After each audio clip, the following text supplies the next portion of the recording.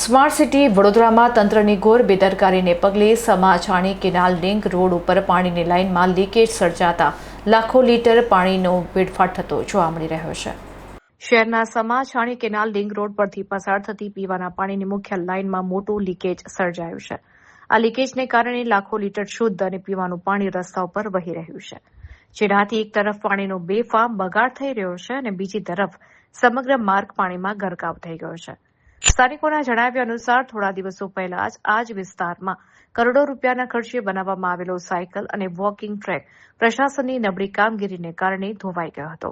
આ ઘટનાની શાઈ હજી સુકાઈ નથી ત્યાં ફરી એકવાર પાણીની મુખ્ય લાઇન લીકેજ થતાં તંત્રની પ્રી મોન્સૂન અને મેન્ટેનન્સની કામગીરીના દાવા ઉપર સવાલો ઉભા થયા છે। રસ્તા ઉપર પાણી ફરી વળતા વાહન ચાલકો અને રાહદારીઓને ભારે હાલાકીનો સામનો કરવો પડી રહ્યો છે।